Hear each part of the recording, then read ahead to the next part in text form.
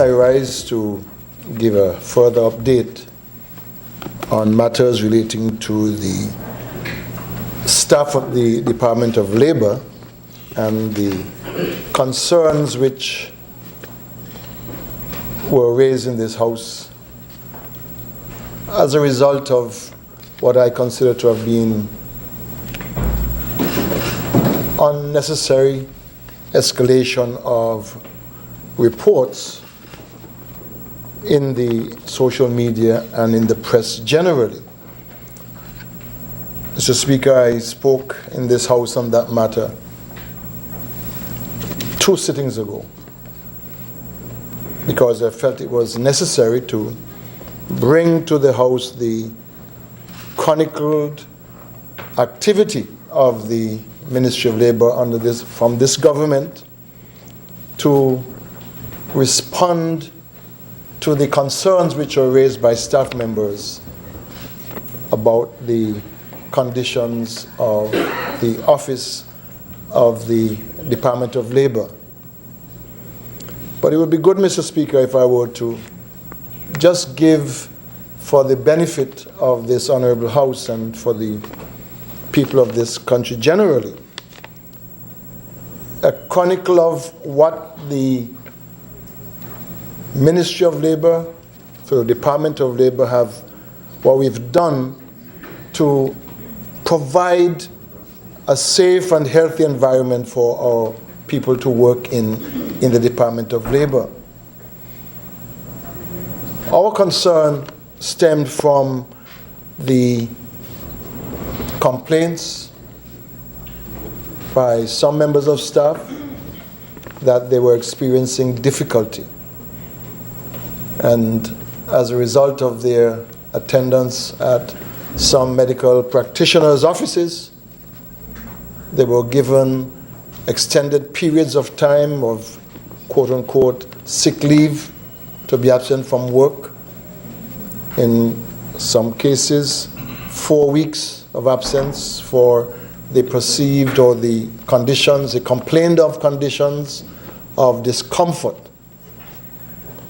I reported to the House that I felt that there were some inordinate responses to the concerns. But, Mr. Speaker, we still, as a government, so the Ministry of Labor, felt it was in our best interest to find a solution, a permanent, and I hope permanent solution to the difficulties, to allay the concerns and the discomfort of the members of staff.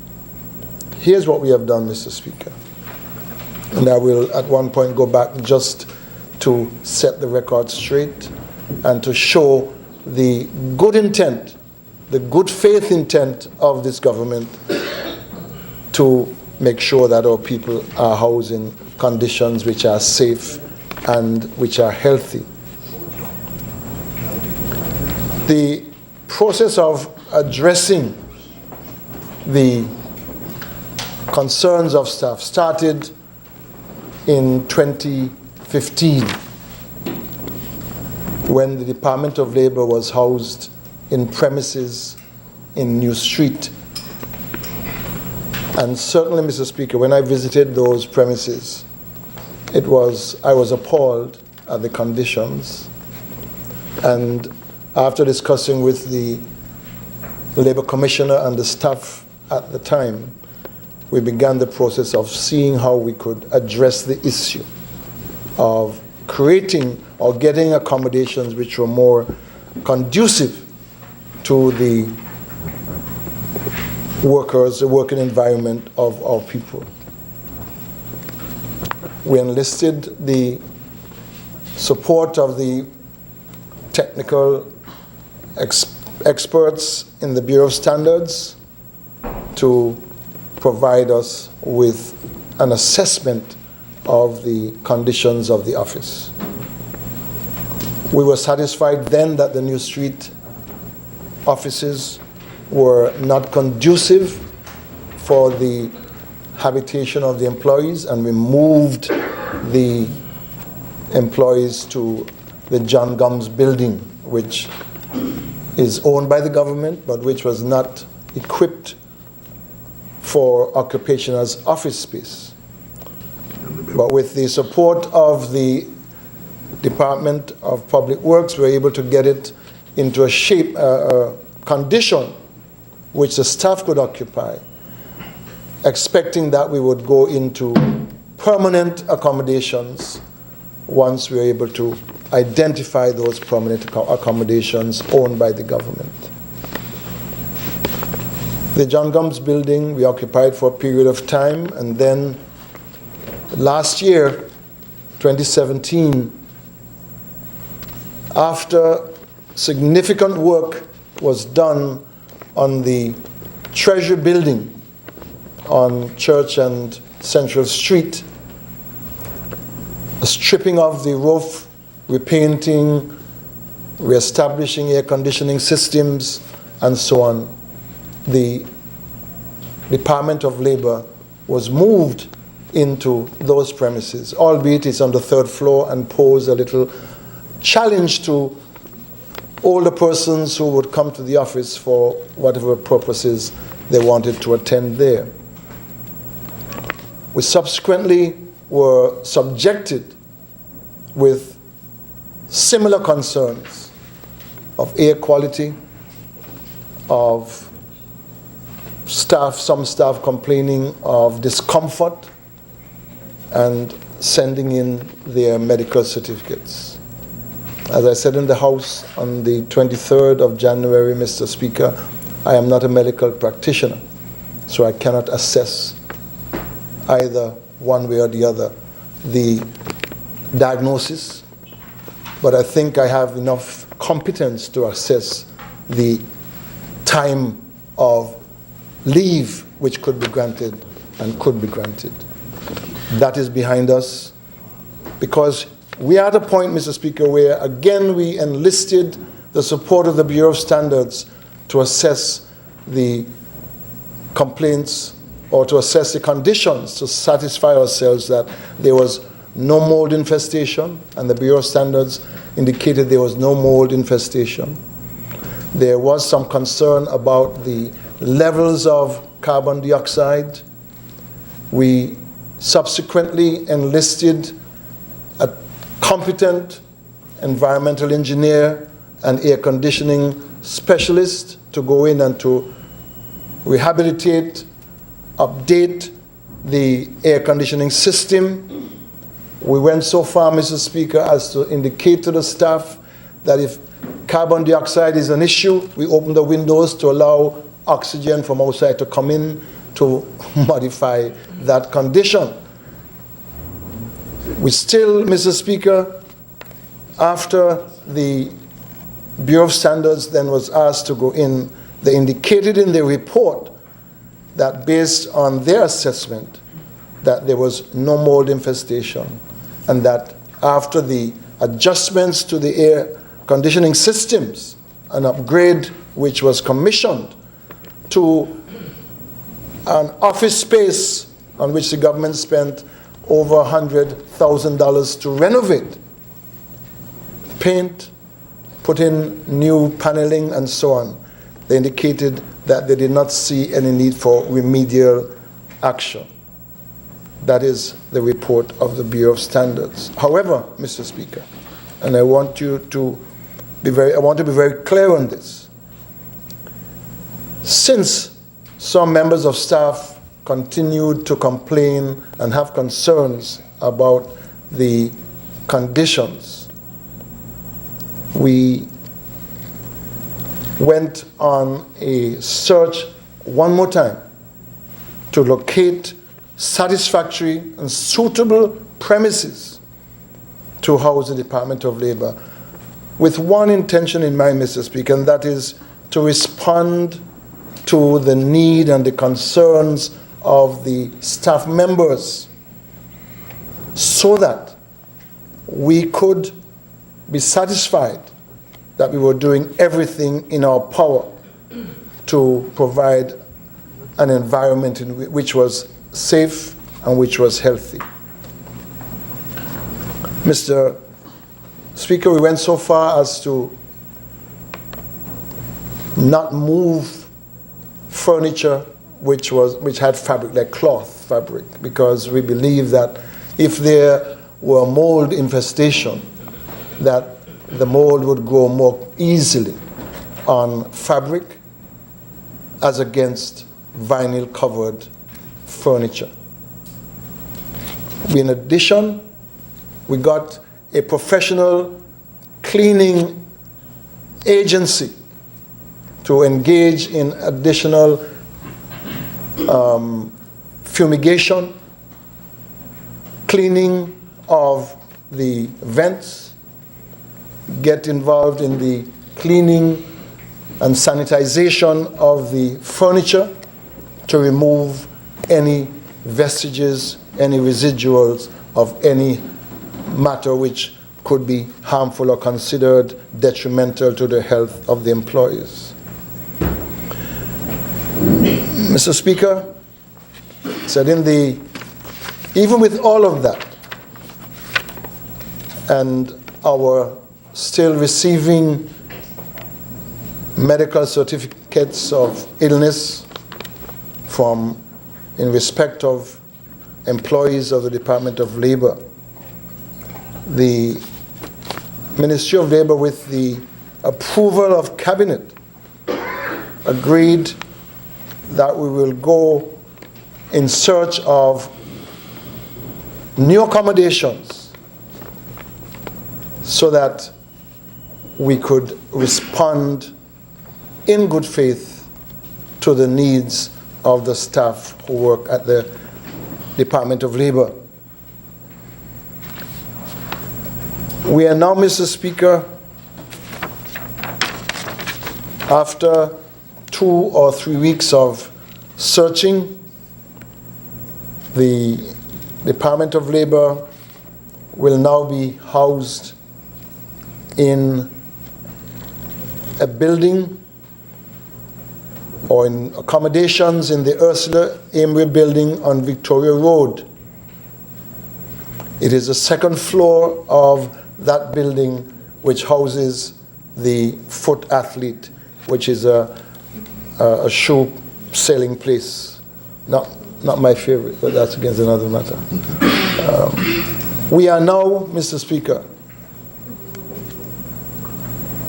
satisfied that the government has done all in its power reasonably to satisfy or to provide accommodation for the operation of the Department of Labor.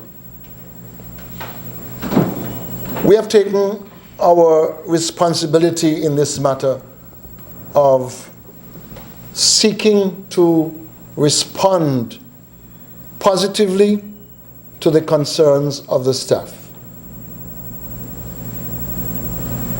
We have, Mr. Speaker, taken that responsibility because we cannot, as a Ministry of Labor, a Department of Labor which goes out to check on those very matters, things like safety and health issues in the workplaces or the private sector.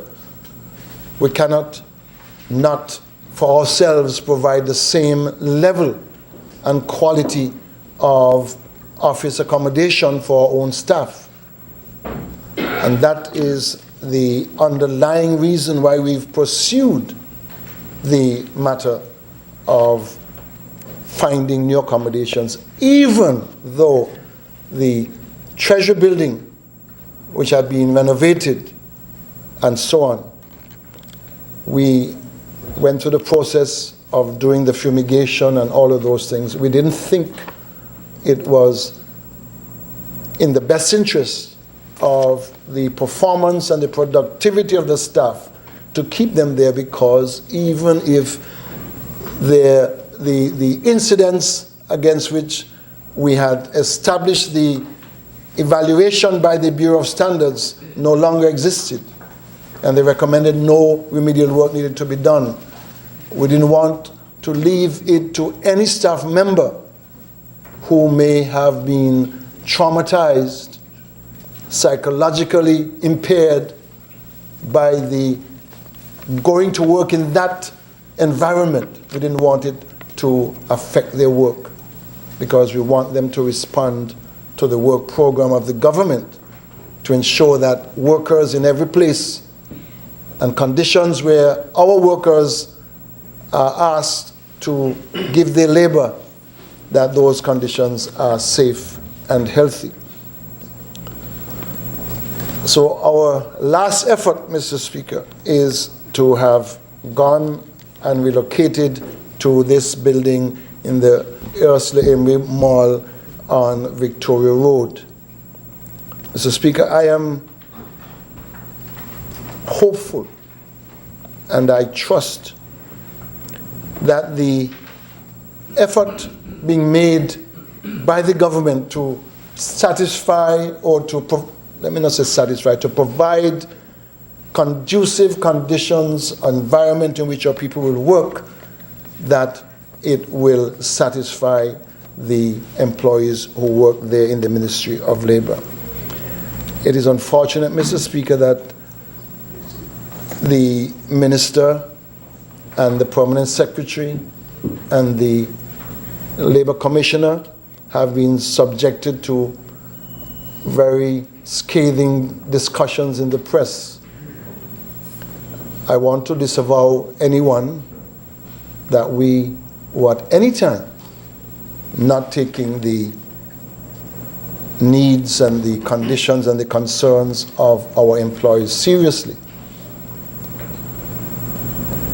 What we will do, Mr. Speaker, is once we have completed all of the necessary installations in the new accommodations, installation of the communication so that the office work could be carried on, the new furniture to replace the old furniture which we have discontinued from, we have not moved into the new accommodations.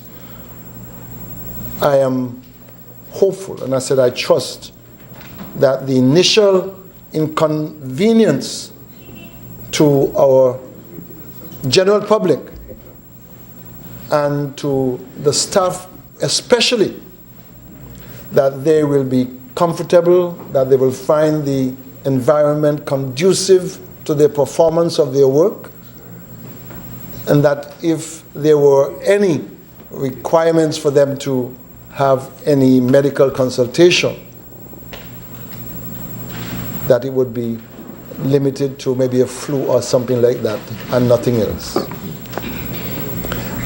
But on that score, Mr. Speaker, what we have indicated is that where we find, and I would say this to any employer and any employee, where we find, except for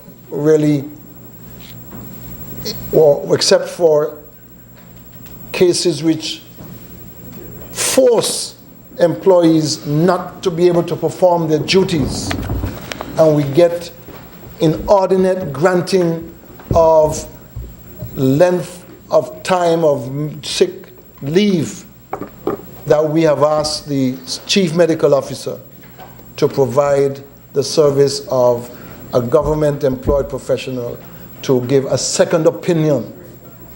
And I'm not saying that in any disparaging way. I think in all exercise of any profession, if you're building a house and you get one estimate, you go to another person to make sure you're getting the best. We want to ensure that our employees, people who work in the Ministry of Labor, and any government ministry for that matter, and any private sector establishment for that matter, that we act always in good faith. And that is what we've tried to do, Mr. Speaker.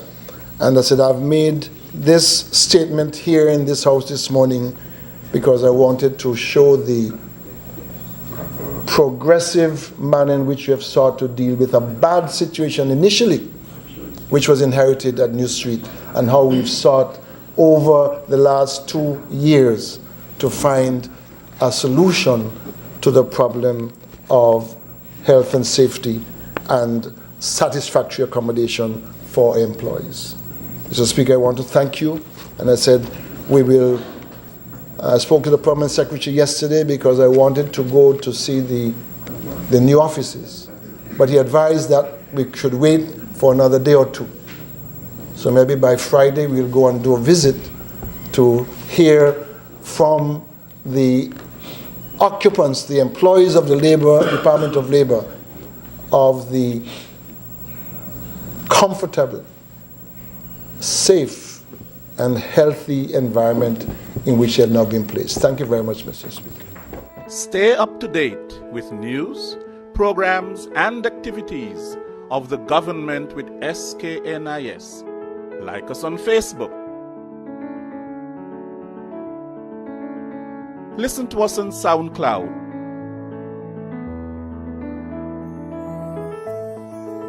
Follow us on Twitter. And watch our videos on YouTube. Connect with us today. SKNIS, St. Kitts and Nevis Information Service.